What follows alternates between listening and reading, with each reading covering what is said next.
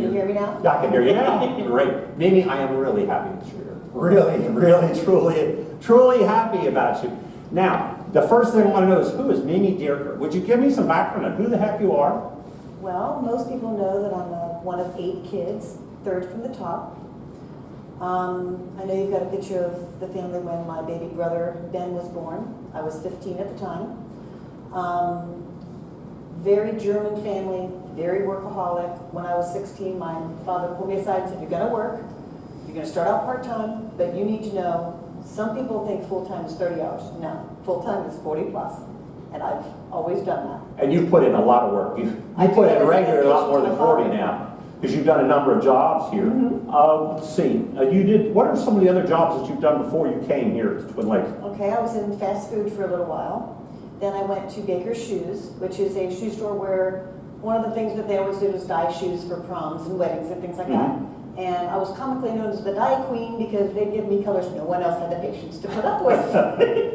I worked stock and sales at McAlpin's. I went to school for manicuring, then medical assisting, worked in a PT office as their front desk person.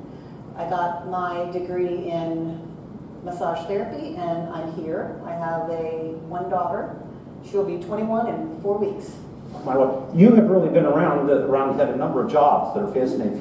Now you are the activities coordinator. I'm going to come back to that a little bit later on, okay? Activities coordinator for Twin Lakes. Before I do that, there's other jobs that you've done here at Twin Lakes. Tell me about some of them. I've been in security for the last 6 years. I've done transportation, I've done the screening desk, I've helped out with dining, still help out with dining. I know that they are short-staffed, so anywhere I can help out, I do.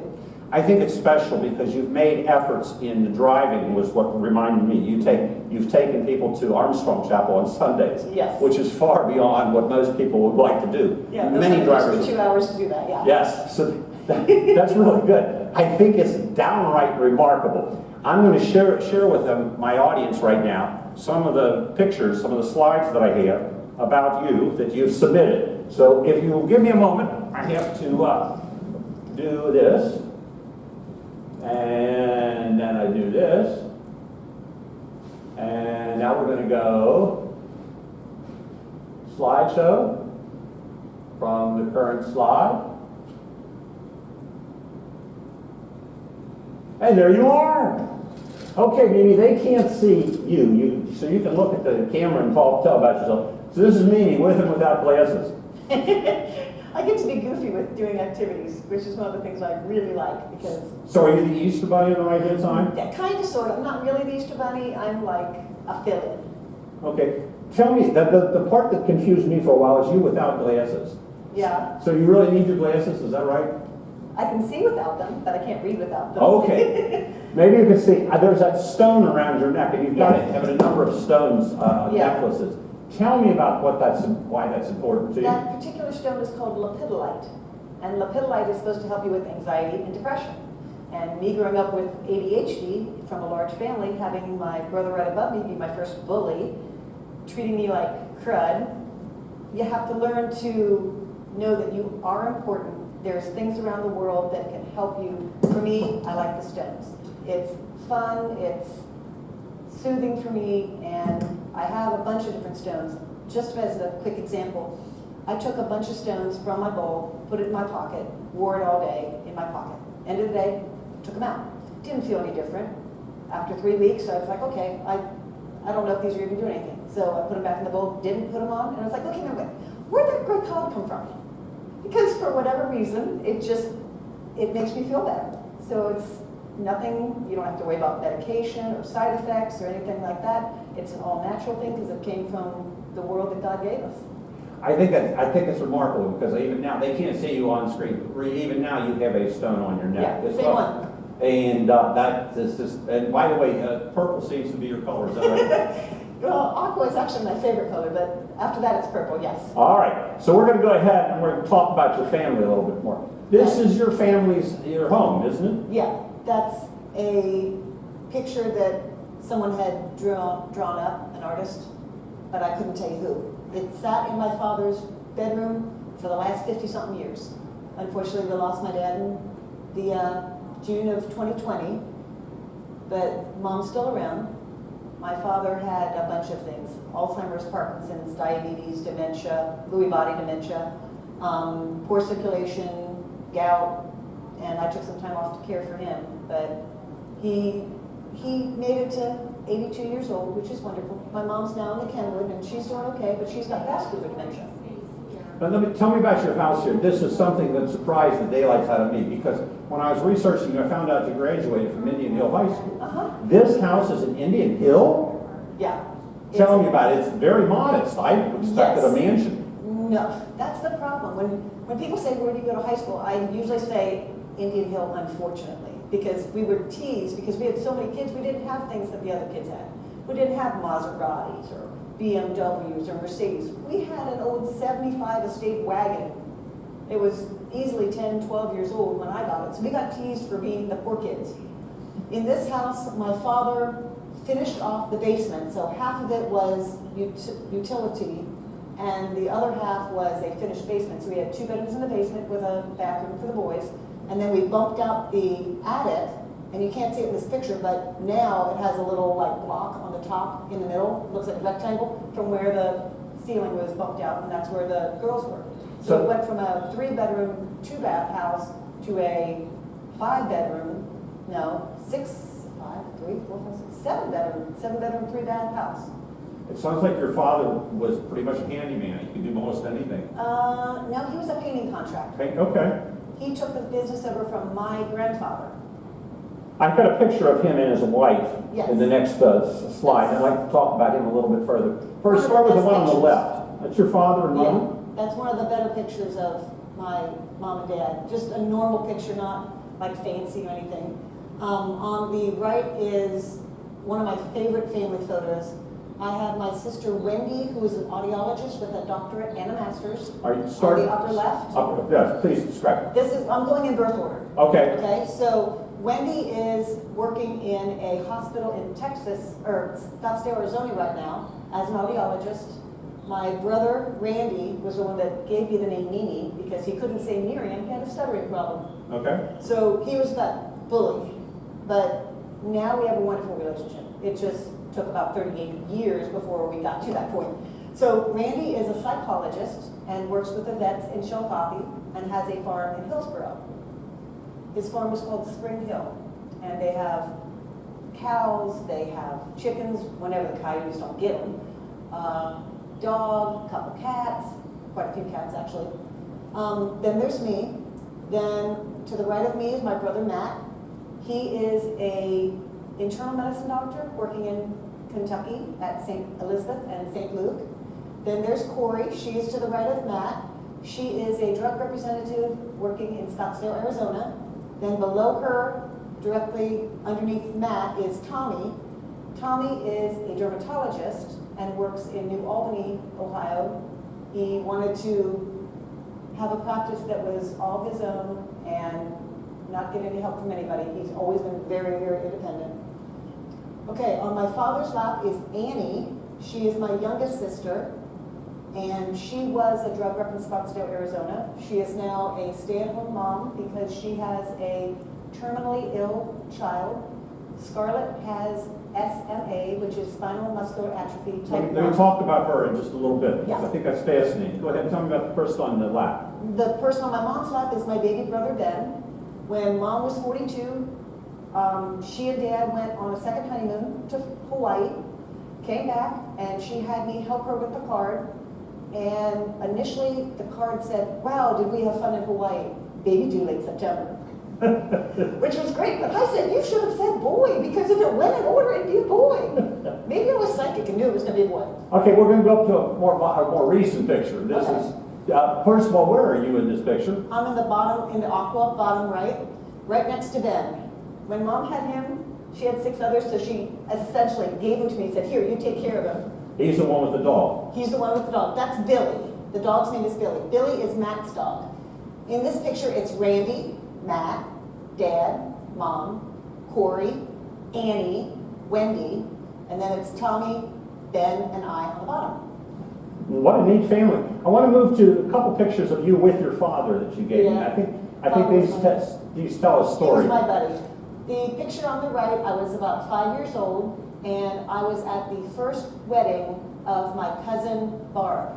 Barb, her mother is Joan Hasten, who used to live here, and I used to care for her full time. She is Dad's sister. Interesting. Now, the one on your right was taken a few, how That long one ago was was taken that? when I was about 15, 16 years old. And the sweatshirt says, Santa knows whether you've been naughty or nice. So that was the only time I wore that hat. Every year after that, Dad wore it. So now I have that hat back, and that's the one I wear at Christmas. And when did your father die? He died in June of 2020, but for the past 5-6 years of his life, right before he passed, he was not doing well. He has lots of stuff that was going on with him. Unfortunately, I have his genes, so we'll see how much I can avoid the way Dad ended up. Well, you seem to be He was doing not happy. quite well. Let me move that on to your baby brother. Yeah. Tell me that's about my it. buddy. That was the day he got married to his wife Amanda, and they have one little girl. Her name is Isabella, and they just call her Bella. He's coming here today, I understand. Yes, he is going to come. He asked a favor of me, and I asked a favor of him. Most of the residents up on Hannaford know who I am and know about him. So I wanted him to be able to come and say hi, and he said he'll be more than happy to give me an hour or so, and then he's going to go visit Mom. That's interesting because we're going to get to the Hannaford activities. I want to move to your daughter now. Tell me about her. This is Sarah. Sarah will be 21 literally in 4 weeks. Her birthday is June 9th. She and I have always had a very close relationship. People say that I wasn't really a mom, I was more like a best friend to her. But my marriage was not good. He was a narcissist. And when your 11-year-old daughter doesn't want to spend time with her father because she knows he does the same thing to you as he does to her, and she knows it's wrong, that's pretty darn smart. But you have a special person in your life right now. Tell me about him. I do. His name is Cliff, and I met Cliff in 1987 when I was working at Baker's Shoe Store. And I wasn't ready for a relationship at the time, so I was friends with him for a while, but then we kind of lost touch. Fast forward 30 years, and we're getting ready to go on our 4-year anniversary. So I'm very happy, couldn't be happier, and wish I would have not made the mistake of not choosing him in the very beginning. Well, we've all made mistakes, and I think that's what's fascinating to me about this part of the program is because it humanizes people. There are things that have happened in our lives that we are more or less proud of, and that would be true for everybody. Mm-hmm. But I think that sometimes when they see people on screen here, like including me, that I didn't have any problems, that there was no big issues growing up, when the farthest thing from the truth is that there were. Yeah. One problem that your sister had was regarding her daughter. Yes. Now, tell me first about your sister and their daughters. This is Annie. Annie is the same as my mother.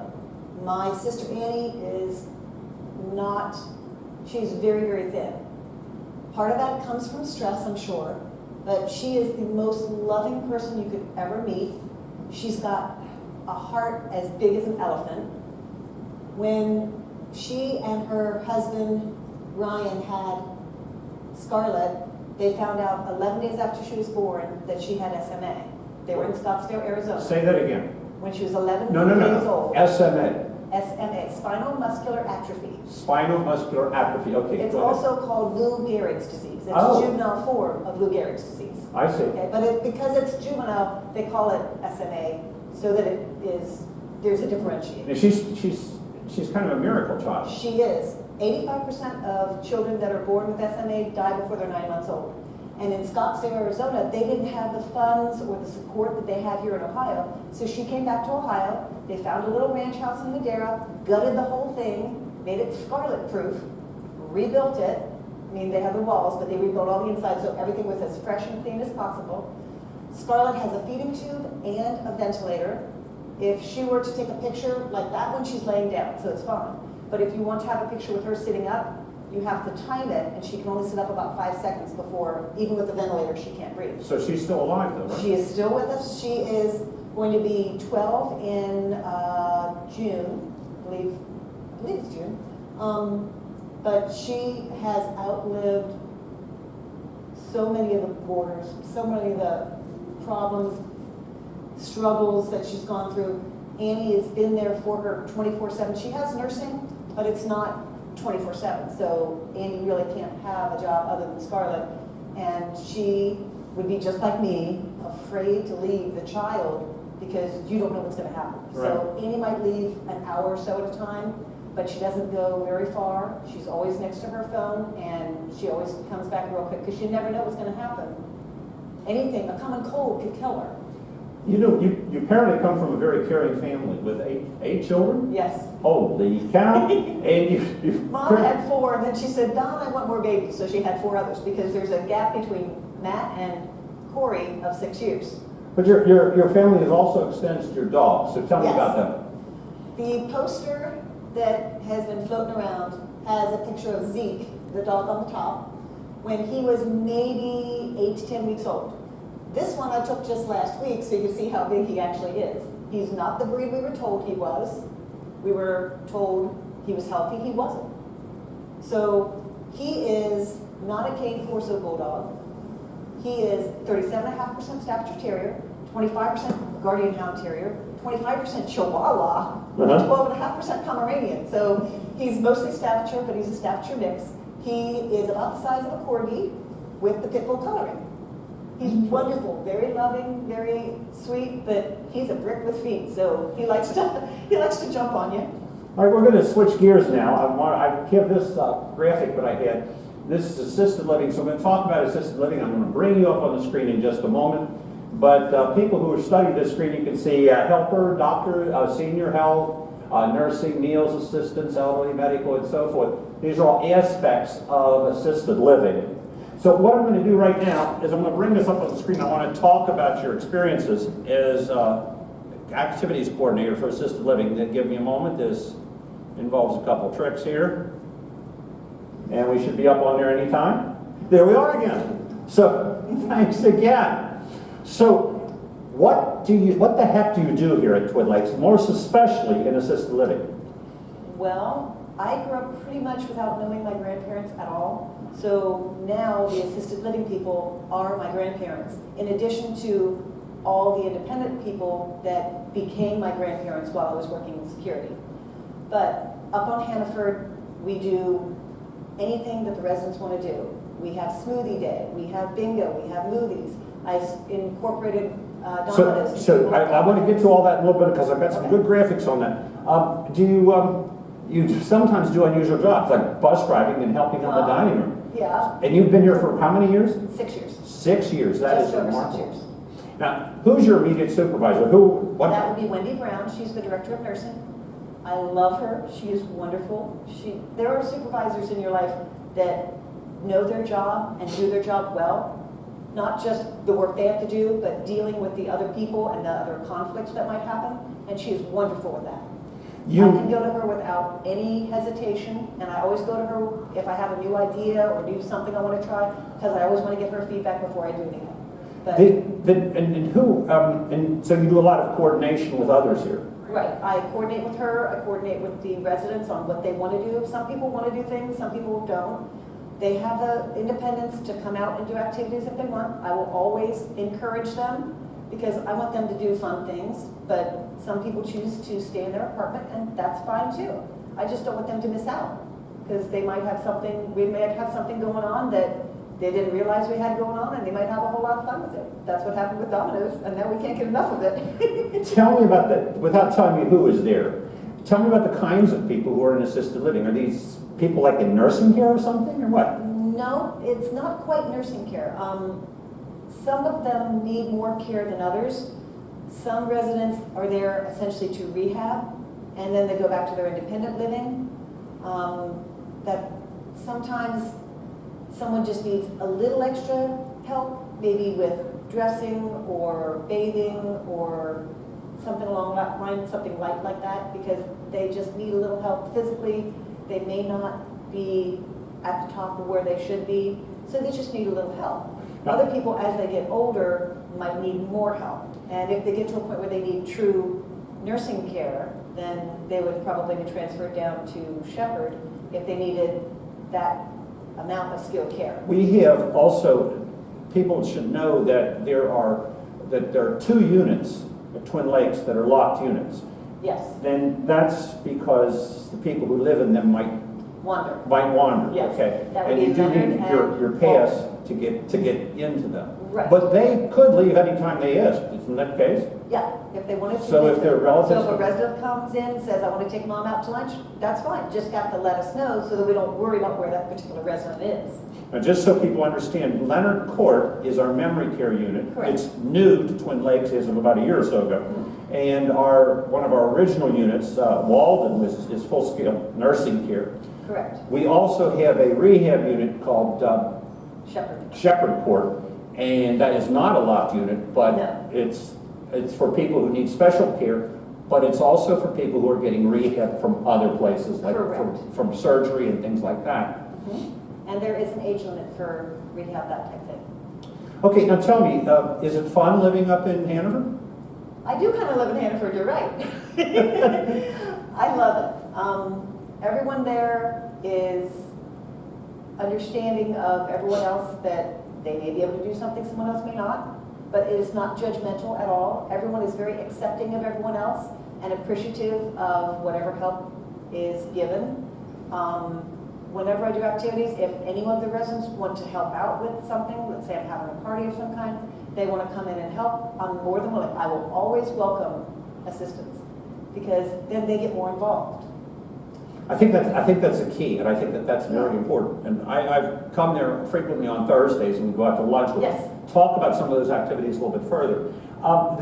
Some other things. I've got some graphics that I want to share with people. So give me a moment. I'll bring that up. Okay, so this is assisted living. Bear with me, folks. Okay, so this is a range of senior living options. The graph shows at the bottom are the most serious levels of care. The top are the least levels of care, perhaps none at all. These are different categories. We have active adult communities, senior apartments, and independent living, and we have all of those here at Twin Lakes. We do not have congregate or a group home, which would be a common family, if you will. We do have assisted living. That would be Hanover. Memory care, that would be Leonard. And a nursing facility, that would be Walden. I should have included the box, continuing care retirement community. We are also that. Finally, we also have a rehabilitation, that would be the Shepherd Court area. We do not do the long-term acute hospital care. I would like to point out to people one more category that is available through life enriching communities, and that's confident living. It's an emerging method of dealing with aging, and it's an LEC brand for in-care support. So we have all of these different levels of support here at Life Enriching Communities, or at Twin Lakes, if you will. To narrow it down, Mimi is concerned with assisted living. That is Hanover. Now, I want to talk about independence. So let's move on to the next slide. What do we mean by independence? I'm going to read these, and then I'm going to ask you, Mimi, to comment on. I'm not going to read all of those details on there, just the ones I've highlighted. So what do we mean by a loss of independence? There's a loss of physical independence, a loss of emotional independence, and a loss of social independence. Would you comment on the importance of independence? Well, it's a little self-explanatory. With physical independence, normally people are independent to physically do whatever they want, but if they need a little assistance, like bathing or dressing or that type of thing, that would be the physical limitations, that would be the physical independence being threatened.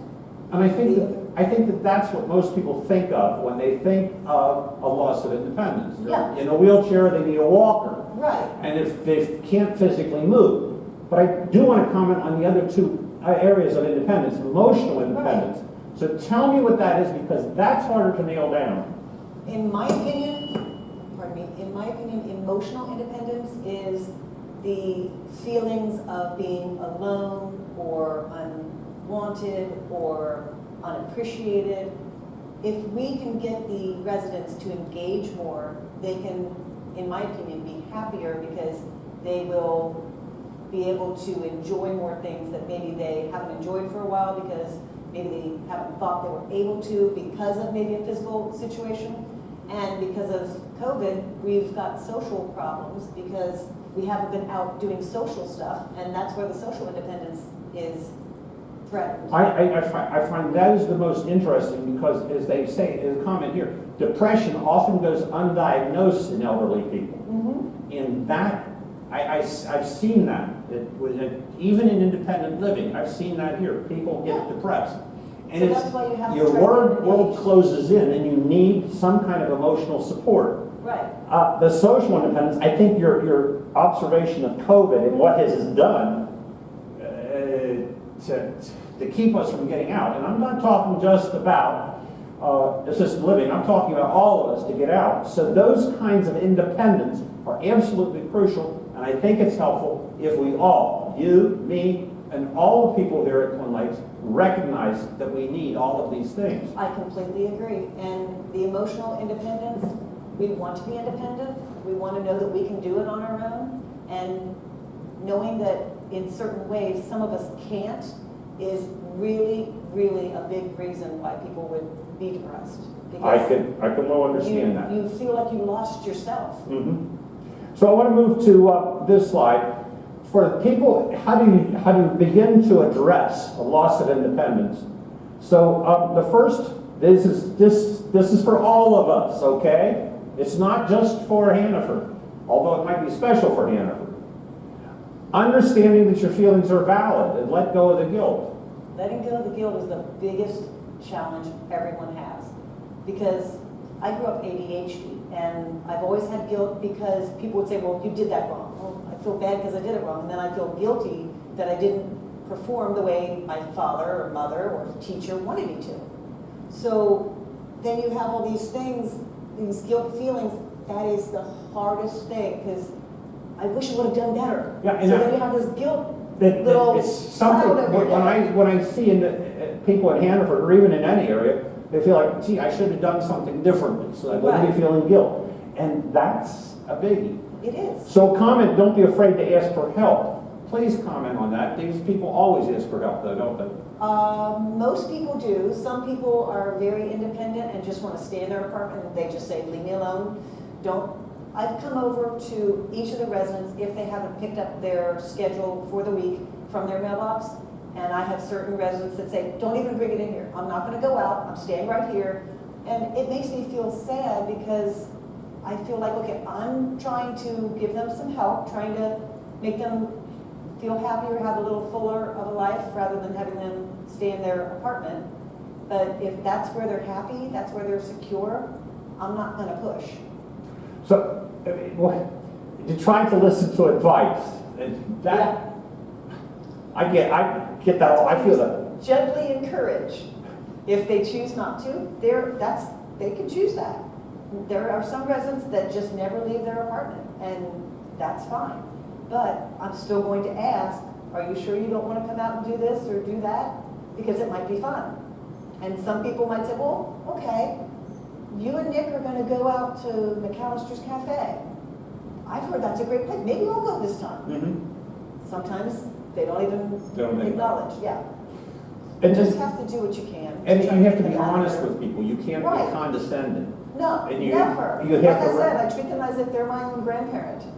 All right, so let me move ahead to this. I'm going to read these, and I just want people to think about them. These are like ideals we should have. Well-being in assisted living, we work on well-being and maintaining independence for seniors. Mm-hmm. We respect seniors' boundaries, and we practice encouragement and patience. Mm-hmm. I'd like to go to the second point, respecting seniors' boundaries. Yes. So there are limits that you respect. You don't get in their lives unnecessarily. No, if someone wants to go out but they're in a wheelchair, you respect that boundary and you say, well, I can come get you at this time and bring you to this event. Or if they say they don't want to go anywhere, fine, you don't bother them because you don't want to irritate them. It must be hard on some of their parents, some of their children, the residents' children, to see their parents not get out and not be active in things. Mm-hmm. And I told that some that discussed it. When I discussed some of this, my wife, she says the children are always encouraging their mother or father to get out and do things. Right. My wife says, good luck with that. Yes, a lot of times I feel like I'm talking to the wall, but you have to know that there's a silver lining in there. And maybe that person has just gotten to the point where they just don't want to get involved.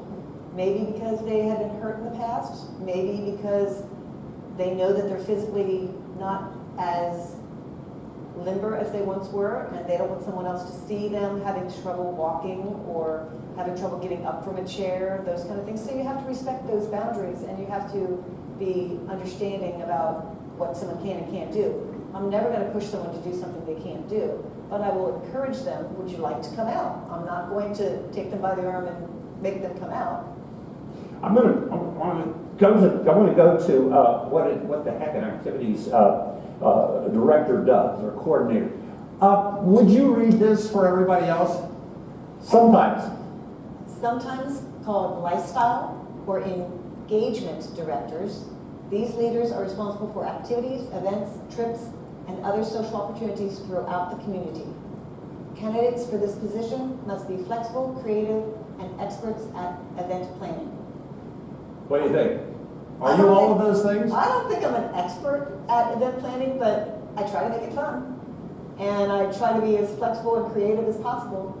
Some people don't appreciate my creativity, but your creativity is kind of really like me wearing the headbands and the ears. Some people be like, I would never do that.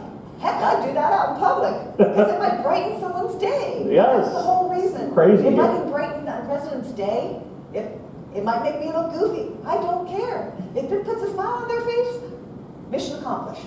Now, a lot of people read the Twin Lakes Press, and it's got up to 16, 17 pages. There is a Hannaford Court Press. It only runs 4 pages, and I'd like you to, this is the May issue, so Right. Tell me about some of the things that are on this page. Well, I've included the fruit smoothies. We're starting those, and I get feedback each time I do something, and that will help me fine-tune it so it's more of what the residents want. First time we did the smoothies, I did 3 different kinds, and they all said, there's too much banana in here. So next time I think I'm going to do it without banana at all and see how they like that. Maybe they'll want a little bit, maybe 1 banana will be enough for all 3 of them, I don't know. But we'll find out which ones people like the most, which things they want to keep doing. The games, we've included dominoes, and everyone seems to really like the dominoes. We have manicures every week. We have bingo multiple times during the week. And we have movies multiple times during the week. I have games twice a week whenever I'm able to do it. But tell me about Art with Jenny on Mondays. Jenny is wonderful. She comes at 1:30 for an hour every Monday. And she has about 8 female residents that come and do whatever craft she has scheduled. Some of it is associated to an event that we have coming up. Like for 4th of July, she may do something that has stars, stripes, flags, something like that. If it's Mother's Day, then she may have done something that was mother-oriented. And there's one more thing on there that I'd like to point people out. You was talking about the women. Yeah. On the left column underneath the flag, it says Yes. there's a men's gathering on Wednesdays at Yes. 3:30. Dan Men's McManus. Yeah. Tell me about that, please. Dan will come and he will meet up with the men, and they normally watch a movie, usually a war type movie or an older type movie. He comes for about an hour, and I usually have something to drink and something to snack on for him. So same thing with ladies. So If these they are- want to have refreshments. This I'm is the totally feature fine. page. This is the front page of the Hannaford Court Express, and it's for May. I'm going to show you the inside in a minute, but next I want to show you the back page. It looks like this. A lot of people don't realize that people in Hannaford are welcome to participate in any of the other activities here. Yes, anything they want. Anything you want. So you've got 2 groups here. At the top it says Davies Center. I'm not going to read them all. Davies Center, daily activities. This is every day. Things that are happening Every day that they can participate Yeah. in. It And goes. then we have everything in the evening. There's always going to be something different. The daily may stay pretty much the same, but the dates will change on when they're being held. And then I see you've got at the Davies Center, there's happy hours, and they had And when we like, have people come in to entertain us in the evening, they're all listed, yes. so this just looks like the independent living calendar almost. Right, Happy well, hours? that's why I wanted to make sure that my Hannaford people had all the information they needed for other events going on. I was directed to do it this way rather than having it on the Hannaford calendar, which you're gonna have on the next I mean, this is the slide. next slide, yeah. Because Wendy wanted it to be just Hannaford stuff there, but since I wanted to include these, she said, go ahead and put it on the back page. So there's plenty of opportunities. Okay, so let me go to the inside grid, which is going to look very familiar to the independent living one. This is the Hannaford Court calendar of events for May of 22. It's on 2 pages. I had to smush them together so that you Yeah. can get on this screen. Mm-hmm. But some things that struck that I participated in, the ones in red, and this may be too small for people to see on their home screens, but there's lunch, China Buffet, we went there last month. We are going to McAllister's this coming Thursday. Then lunch at the Cheesecake Factory, and then lunch at Quatman's Cafe. And you notice right below that it says a birthday party for Robert. Robert Crone's birthday, he'll be 101 on the 26th. He always gets burgers, as you know, so we're going to a specialty burger place for his special birthday. And tell me about some of these other things. You've got a lot of birthdays this month. Yeah. Start at the top. We have Rosemary and Rita on Thursday. We have Charles on Saturday, and I wasn't scheduled to work on Saturday, but Charles did not want a party. Me being the way I am, I would have come in on Saturday if he wanted a birthday party. So he did not want a birthday party. No. And that's the reason. Okay, so And go that's ahead. fine. So they will get balloons, they will get a card, they will probably get their favorite candy, because those are the things I try to incorporate. If they have certain colors that are their favorites, I'll try to have those colors on the cake itself. Okay. Today we're having a Mother's Day party, and I switched things up just a little bit. I got a cheesecake instead of a regular cake, because on Wednesday we'll have a regular cake. I didn't want them to get all caked out. So I'm looking ahead. So Wednesday, you've got a Wine Wednesday birthday Wine party. Wednesday, and the resident meeting, and the men's gathering. We've got a lot of things going on Wednesday afternoon. We also have the birthday party for Mary Bailey. I forgot about her. And then you also got Do you see it number. says Wine Wednesday birthday party? Oh, yes, I see Because I it. couldn't fit it in the box. Oh, I see, okay. And then Nancy Williams' birthday. Yeah. And then at the bottom, the birthday party for Doc Crone. Right. And I Nancy like the way Williams you- is another one of those people that says that she didn't want to. She didn't want a party, okay. And that's fine. That's right. So at the bottom, we got the Hannaford birthdays, and Yeah. they're listed up there. Yeah. Now, tell me about some of the other schedules. The HC in there means that you have to be a Hannaford court in order Right, to do that's that. where it's being held. So tell me about any of those specific activities during the week. Well, on the weekends I'm here, I try to have something on Saturday and Sunday. So next weekend, I've got games twice on the 14th, and then I've got the ice cream on Sunday, the 15th, Palm Sunday. We'll also have games during the morning. I have to comment, it is extremely complicated, and Palm Sunday was last month. Was it? Yes. Okay. So it's not. Hey, you make I goofs, just want- I make goofs all the time. I know, it is, because you've got to keep all this stuff straight. And then you go to the next month and you use the previous month as your guide. It's like, okay, wait a minute, I gotta make sure I get all these other things off. Sometimes I miss them. I say that because there's people on there who are saying, wait a minute, yeah, Palm Sunday, okay, I get it. It is extreme, you should know that it's extremely complicated to make these things work.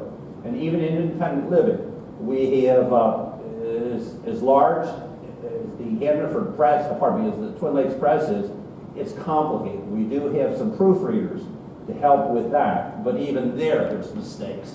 And it happens all the time. So I'm going to get back to you, but first, just one more picture. Is this pretty well representative of about what it's like for people on independent living? It would be wonderful if we all had that kind of agility. Okay. It would be great. But we just go at a little slower pace. They look like they're going a little faster than we do on Hannaford, which is fine. So I'm going to bring you back up, and I'm going to have some more questions about some of the activities. So bring your chair around here, and let me punch in the magic numbers here. And takes a second here. The secret code. And we push this button and this button. And you should be, we're back up, good. Okay. We're here, we exist. We didn't finish anywhere. I am so glad you're back up here now. We've got a couple of other things I want to go over. You have seasonal events too, like? Yeah, if it's a holiday, like St. Patrick's Day or Valentine's Day, whatever, we always do something. Do you involve their children and some of the people that they care for them? We have a family open house this Thursday where the families of the residents can come in. We're having a luau, so they can come in and meet some of the other family members. If they want to bring the grandkids in, that's not a problem. It's a way for all the families to get together, meet other people that maybe their parent has spoken about, and be able to have a party with their grandparent. Because let's say that the grandkids come in and visit, well, they come visit in the person's apartment. They don't really get to interact with any of the other residents, and this is a way for them to be able to do that. I hear that occasionally the children are allowed to swim in the pool, is that right? To be honest, I don't You know. don't know about that, okay. That would be a Gabe question. That would be a Gabe question. Speaking of all of this, who makes the plans for all these people? Is it just you, or do you involve other people? You mentioned Wendy. I always clear everything with Wendy. We have the activities department, all four of us. We all get together once a month and decide if we're going to do anything, and we talked about it last month. So this month we're going to do the family open house. Some people would call it a spring fling. And it's when we can get all the families together and let them interact with each other. Now, are the residents themselves involved in the planning? I will ask their opinion and see what they want to do. If they don't want to contribute, they don't have to. Like I said, they're independent enough that they can choose what they want to do and what they don't want to do. I'm never going to force them to do anything they don't want to do. I would love to have them always get involved, and if they want to give an opinion or a suggestion, I'm all for that. The more help, the better. Because then we can fine tune it and make it as happy as possible. So if they like more or less, more or fewer bananas in the smoothies, that would be it. Yeah. But it goes beyond that. They can. Yeah. It's not just that. I want to go over just a couple things that they're myths that I hear here about assisted living. Okay. Go over them briefly, and then we'll kind of wrap this up because we've been going. We've been going about 45 minutes now. So one myth is assisted living equals to nursing home. True or not? Is assisted living equal A to nursing home? Everyone has a different opinion of what a nursing home is. Okay. This is in my opinion, this is not a nursing home. This is a resort. Okay. Because if someone thinks of a nursing home, they think of a colder area. They think of an area where, okay, I need my mom to go somewhere. We're just going to put her here. No. They choose Twin Lakes because of the residents that are here, the employees that are here, how their parent is treated, and that their parent becomes a part of our family, just like the employees become like a family to the other employees. So, and the next one, do they look? This next myth is, I'll just lose my independence. Is that true? Definitely not. Okay. They can do whatever they want to do. If they want to stay in their apartment, that's fine. But I'm still going to come in and check on them every day to make sure that they're doing okay, and if they need anything, and if there's anything I can do to help them. And it's too expensive. Nobody can afford it. Is that right? It depends on where you go. Some places are less expensive, but then the quality of care might be less also. Another myth is, I'll be stuck in the community. I can't go anywhere. I can't do anything. Everyone has the freedom to go wherever they want. If a resident wants to go out to lunch with us, they can do that. If they want to go see their daughter, the daughter comes, takes them out. As long as they There's want. another myth. There's no privacy in assisted living. You could People just walk right in your room. just walk right in your room. No, at least I don't. I always knock, and you know, when I open the door, I don't open it all the way. I just open it a little and say, you know, Ms. Plow, are you okay? Are you there? Are you awake? And then I would discuss whatever with the rest of Next myth is, I have to stick to a schedule. I have to do everything that's on the schedule. Not in Hannaford. If you want to come down here and do things, you can. If you want to stay in your room, you can. There is somewhat of a schedule for meals, but other than that, you can do whatever you want. I found that that's especially true in assisted living. Here in independent living, if there's a trip at 6 o'clock, you've got to be there at 6 o'clock. Well, yeah, but I mean, you've got the freedom to go to it or not go to it. Right. Another myth, I'll be lonely and bored there. Not if you're in the right community, and not if you're around me. I'll come entertain you. I won't like the food. It depends on the food. Okay. I've been told we have good food. Some places, not so much. And last myth, I have to be sick or disabled to be there. Is that true? No. Okay, there's one more point that I wanted to get to, and then we're going to kind of wrap this up. I found this interesting, is how to treat elderly people. You can comment on this later. I'm just going to read this list here. There's 7 points. Number 1, treat them like human beings. Talk to an elderly like you would a close friend. Don't give advice unless he or she asks for it. Listen to what elderly are saying. Speak clearly and distinctly. Be compassionate and put yourself in their shoes. I would agree to all that. That strikes me as very important. Yes. I would love to continue this further. We've gone into about 45 minutes, but I want to comment on a couple things while we wrap things up. First of all, is there anything else that you would like to tell our vast audience out there about what assisted living is like, or anything about yourselves? Anything you can think of? This is your your last chance. My swan song. Yes.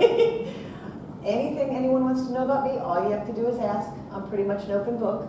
As long as people treat me with respect, then I will treat them with respect. I am very accepting of everybody.